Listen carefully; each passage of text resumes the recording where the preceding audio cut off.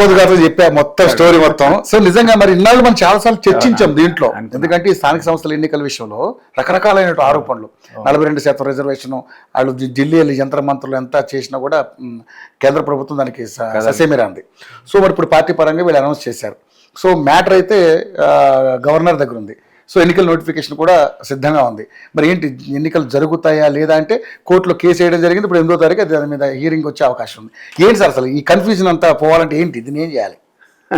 ఒకటి మీరు అన్నట్టుగా ఈ గొడవ ఇట్లా ఉండగా జీవో అసలు ఇష్యూ కాకూడదు. అవును, జీవో అన్నెసరీ. జీవో ఇది కాదు, 10 జీవోలు ఇచ్చినా కూడా ఎట్లాగో అది చెల్లవు. ఆ జీవోలు చెల్లవు, 100% చెల్లవు. ఎందుకంటే అది ఆ సీలింగ్, 50% సీలింగ్ రిజర్వేషన్ లోపల ఉండాలన్నది జనరల్గా ఉన్నటువంటి రూల్. అది సుప్రీంకోర్టు విధించినటువంటి ఒక నిబంధన అనండి, నియమం అనండి, ఆదేశం అనండి. దాన్ని మీరు అతిక్రమించలేరు. కాబట్టి ప్రాబ్లం ఏంటి, దీనికి మీరు పంపినటువంటి 42% యొక్క ప్రపోజల్ని పార్లమెంట్ ఆమోదించాలి. ఆమోదిస్తుందా? ఆమోదించదు. మన రామచంద్ర గారు చెప్పాడు కదా, ప్రముఖ లాయర్ కూడా, బీజేపీ అధ్యక్షుడు అన్నాడు అది అసలు చెల్లదు అన్నాడు. ఎందుకంటే పార్లమెంట్ అనేది ఇది ఆమోదించడం కష్టం అన్నాడు. ఎందుకనంటే ఇక్కడ మనకు ఉంటే ఉండొచ్చు 42% మనకు కావాలని, బీసీ పాపులేషన్, మరి ఎక్కువ తక్కువ వాళ్ళు కూడా వేరే స్టేట్స్లో ఉంటారు కదా. సో అన్ని స్టేట్స్ కలిపినటువంటి ఆ ఆర్డర్ని జనరల్ ఆర్డర్ అయితే పార్లమెంట్ పాస్ చేయదు, జనరల్గా చేయదు. లేదా మీ తెలంగాణ కోసం ఒక్కదానికోసం అనేది అది వెరీ ఎక్సెప్షనల్ కేసు. అది 2 గవర్నమెంట్లు సేమ్ కాదు కాబట్టి వాళ్ళకి ఏం అర్జెన్సీ లేదు. జనరల్ అయితే ఇస్తారో కానీ తెలంగాణ ఒకదానికి ఏమంటే ఎందుకు ఇస్తారు? సో అది రాదు. కాబట్టి అది పెండింగ్ ఉంది.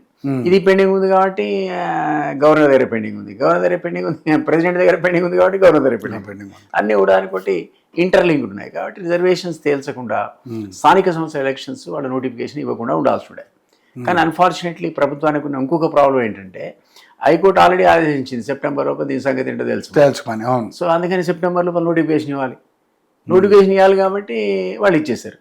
ఇస్తే మరి ఎట్లా పోవాలి? 40% జీవో ఇచ్చారు.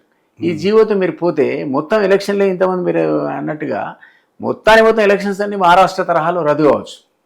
అదే ఇప్పుడు అదే భయం పట్టుకుంది అందరికి. మహారాష్ట్ర అసలు ఎలక్షన్సే ఖర్చుతో కూడుకునే, ఇటు రాష్ట్ర ప్రభుత్వానికి ఖర్చే, ఉన్న అభ్యర్థికి కూడా ఖర్చే. ఇంత ఖర్చు పెట్టి ఆఖరికి కోర్టు మొత్తానికి కొట్టుపడేసింది అనుకోండి మహారాష్ట్ర లాగా, పెద్ద ప్రమాదం అది. కాబట్టి వీళ్ళు చాలా అనాలోచితంగా ఈ జీవో ఇచ్చారన్నది నేను అనుకుంటున్నాను. నెంబర్ 1. నెంబర్ 2, కోర్టు అప్లికేషన్ ఉండుంటే కోర్టులోనే అప్లికేషన్ పెట్టుకొని ఉంటారు. మాకు ఇంకొక 6 నెలలు సమయం కావాలని వాళ్ళు కన్సిడర్ చేసేవాళ్ళేమో కదా. అవును, అది చేయకుండా మీరు జీవో ఎందుకు ఇచ్చారు, తొందరపడి ఎందుకు నోటిఫికేషన్ ఇచ్చారనేది ఒక క్వశ్చన్. సపోజ్ మీరు అదే జీవో కోర్టు కనుక కుట్టేయకుండా ఉంటే, రేపటితో నెల మారుతుంది రేపు దాంతో అంటున్నారు కానీ ఆ డేట్ కల్లా జీవో ఇది యాక్సెప్ట్ అన్న చేయాలి, కుట్టేనన్న కుట్టాలి కదా 42% రిజర్వేషన్. ఇది జరగకుండా కనుక వాళ్ళు ఎలక్షన్స్కి వెళ్ళిపోయారు అనుకుందాం, అప్పుడు తర్వాత కుట్టేస్తే మొత్తం ఎలక్షన్స్ పోతాయి. లేదా 42 ఈ జీవోని ఏదైతే 42% జీవోని ఈ వాళ్ళు నామినేషన్ వేయడానికి ముందుగా కొట్టేశారనుకుందాం, అప్పుడు ప్రాబ్లం రాదు.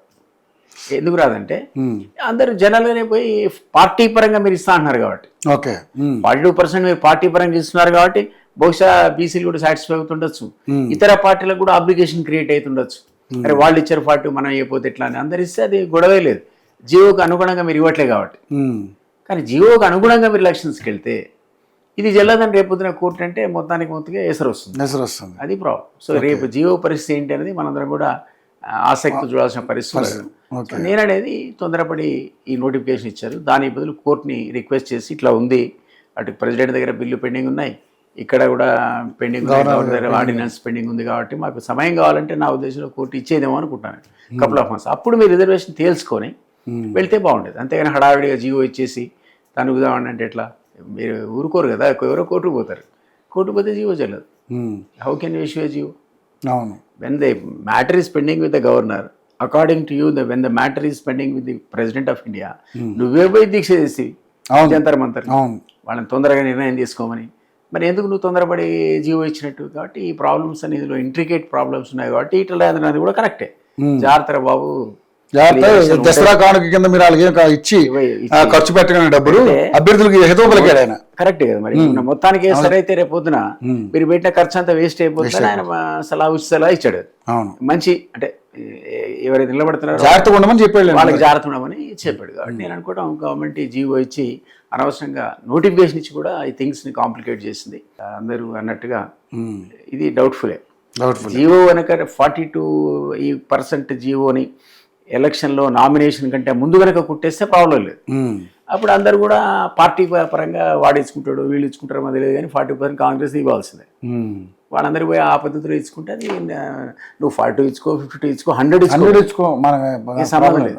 పబ్లిక్ సంబంధం లేదు, ఎవరికి సంబంధం లేదు, పార్టీలు ఇష్టం అది. అప్పుడు ఓకే, అది ఎలక్షన్స్ సజావుగా పోతాయి. ఇవ్వకుండా ఎలక్షన్కి పోయారనుకుందాం, ఆ జీవోలు ఇంకా వాయిదా పడ్డది అనుకుందాం కోర్టులో, జియో గురించి ప్రస్తావన రాలేదని, రేపు ఎప్పుడో 2 నెలల తర్వాత 3 నెలల తర్వాత ఇదంతా ప్రాసెస్ అయిపోయినాక వాళ్ళు జియో ఇది రద్దు చేయాలంటే ఖాతమేనా. అప్పుడు మొత్తమే డబ్బులు వేస్ట్ అయిపోతే, ఎలక్షన్లు క్యాన్సిల్ అయిపోతే, తిరిగి ఎలక్షన్ రాష్ట్ర ప్రభుత్వం సిద్ధపడాల్సిన పరిస్థితి ఏర్పడుతుంది. ఇప్పటికే చాలా లేట్ అయిపోయింది. సో అదొక ఆస్పెక్ట్ చెప్పడం. నిజానికి వీళ్ళు లోకల్ బాడీ ఎలక్షన్స్ పెట్టడం ఆలస్యమే, ఇది ఎప్పుడో పెట్టాల్సింది. అది జీవోనో లేదా ఆర్డినెన్సో మరొకటో, వీలు కాకపోతే పార్టీ పరంగానో ఇచ్చుకొని ఎప్పుడో ఎలక్షన్ పోవాల్సిన అవసరం ఉంది. ఎందుకు అంటే కేంద్ర ప్రభుత్వం విడుదల చేసే నిధులు అన్నది నేరుగా పంచాయతీలకు పోతున్నాయి ఇప్పుడు. ఓకే, ప్రభుత్వం రాష్ట్ర ప్రభుత్వం రాదు, అసలు పంచాయతీలకి 90% ఆఫ్ ది ఫండ్స్ అనేది డైరెక్ట్ గా సర్పంచ్కి వెళ్ళిపోతున్నాయి కేంద్రం నుంచి. ఇది ఆగిపోయి, ఎందుకంటే వాళ్ళు మీకు ఇక్కడ కనుక సర్పంచులు ఇతర లోకల్ బాడీ వ్యవస్థ లేకపోతే గవర్నమెంట్ ఆఫ్ ఇండియా నిధులు రిలీజ్ చేయదు. ఇప్పుడు స్పెషల్ ఆఫీసర్స్ నడుపుతున్నారు మీరు. అంటే గతంలో ఇప్పుడు దాదాపు ఎంత అయింది, ఆల్మోస్ట్ 8 months 1 year దాకా అయింది. ఈ డబ్బులన్నీ ల్యాబ్స్ అయిపోయినట్టే, మురిగిపోయినట్టే. ఎందుకంటే పాత బకాయిలేని కేంద్ర ప్రభుత్వం మీకు ఇవ్వదు, ఆ బాడీ ఉంటేనే నిధులు వస్తాయి. ఇది ఓన్లీ గ్రామాలకే కాదు, అది వీటికి కూడా వర్తిస్తుంది, మున్సిపాలిటీలకు, కార్పొరేషన్లకు కూడా వర్తిస్తుంది. సిటీ కార్పొరేషన్కు కేంద్ర ప్రభుత్వం ఇచ్చే నిధులు అన్నది సరిపోకపోవచ్చు, అది బొటాబొటిగా ఉండొచ్చు, వాళ్ళ అదనపు ఇన్కమ్ ఉంది, వాడు మేనేజ్ చేసుకోవచ్చు, లేకపోతే వేరే అదనపు ఆదాయం ఉంది కాబట్టి పట్టించుకోకపోవచ్చు. కానీ చిన్న చిన్న మున్సిపాలిటీలు, చిన్న చిన్న కార్పొరేషన్లు అవి అయితే ఎఫెక్ట్ అవుతున్నాయి కదా, వాళ్ళకు రావట్లేదు నిధులు.